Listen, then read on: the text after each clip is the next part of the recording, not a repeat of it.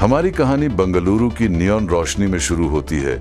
यह romantic love story एक ऐसे क्रूर साइबर क्राइम को छुपाती है जो आपको अंदर तक झकझोर कर रख देगी। सैकड़ों लेन देन, हजारों जिंदगियां और डिजिटल जाल में फंसने का एक चौंकाने वाला क्राइम स्टोरी दुनिया भर में फैला हुआ है।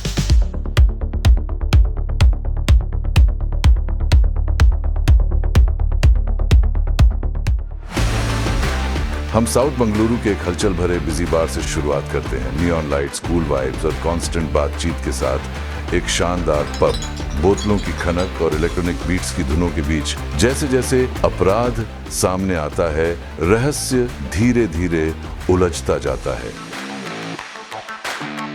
रोशान, एक चार्मिंग बारटेंडर, भीड़ में खोई हुई ईशा को देखता है।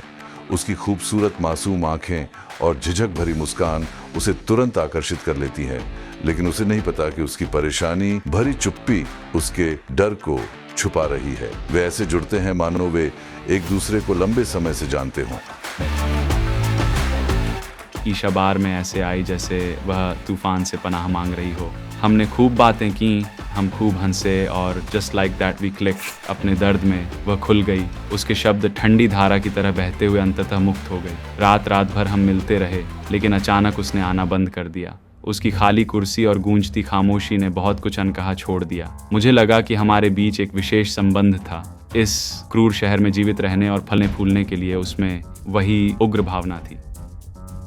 रोशन ईशा के साथ अपने खोए हुए संबंध को पाने के लिए तरस रहा था, लेकिन शहर के अंधेरे में एक खतरनाक साजिश उजागर होती है। खौफनाक ट्रांजैक्शंस, अवैध डिजिटल कैलकुलेशंस और एक हिडन थ्रेट।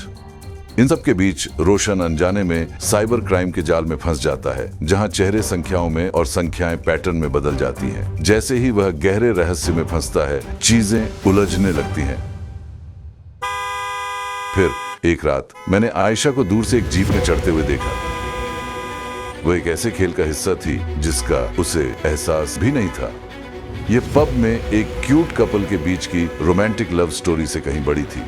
डिजिटल इल्यूजन के इस जाल में प्रत्येक सुराग अपेक्षा से कहीं अधिक प्रकट होती है। अब बुरे लोगों को पकड़ना मुख्य लक्ष्य नहीं था। ये खेल, दांव और खिलाड़ियों का पता लगाने का एक परफेक्ट अपॉर्चुनिटी था। अब इस पहेली को सुलझाने और रहस्य की गहराई में उतरने का समय आ गया है। हम जितनी गहराई में गए, डिजिटल वेब उतना ही स्पष्ट और उलझता गया। मुझे एहसास हुआ कि साइबर धोखाधड़ी के केंद्र में इस रोमांचक यात्रा पर सच्चाई किसी की कल्पना से भी अधिक अजीब और विकृत होगी।